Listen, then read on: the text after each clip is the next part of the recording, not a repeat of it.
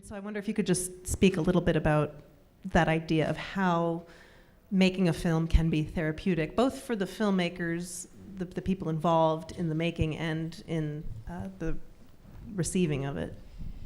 Yes, well, it is totally for me. I would like to lie and say it's not, because I don't know if it's something that is. I don't know if it's good that it is. That to say, I don't know if it's good to say films are therapeutic for me. It doesn't. When I hear it, it doesn't sound very cool. But I have to be honest, they really are. I think it's why I make films somehow. It's to. I don't do psychoanalysis personally. Maybe if I did, I wouldn't make films. I don't know. And maybe I'm not saying the film should be made because to do that. But I think for me, films were always they always had to do with grief, with getting over something, filling a void. It's just the way it is for me. Since I ever started making films, all of my films, each of them, each in their own way, had to do. With not with grief, but with se reconciliate. Becoming reconciled.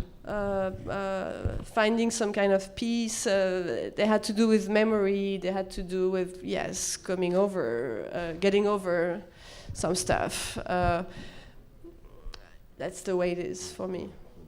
I feel the same, but it's become a gradual discovery for me. I wasn't so clear about it. I was ashamed when I was younger, and I was making my first film, Reprise. I was writing it with one of my best friends, Eskil Vogt. We still work and write together, who you know, and.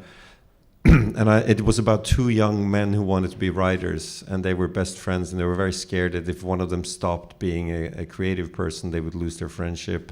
And everyone was asking us, who's who out of the two guys? And no, it's not us. And it wasn't. So that was true.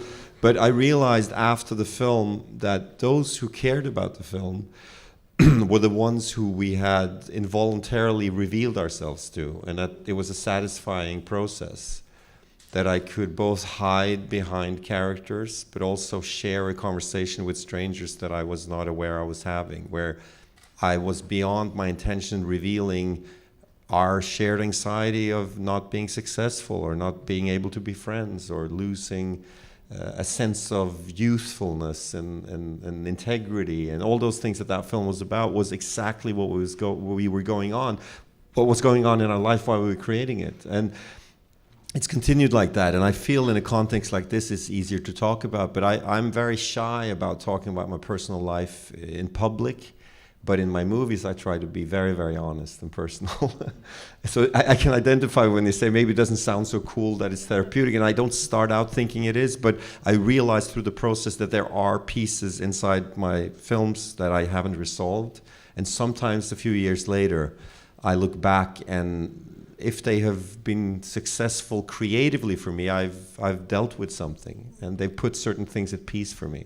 So that I guess is a therapeutic process, but it's not how I start out thinking they would be. It's a place to be. It's become my life. I make films, and it's all I know how to do, and I'm very grateful every time I'm allowed. So I fill it with something I care about, and it turns out I care to try to deal with loss, grief, memory, these things.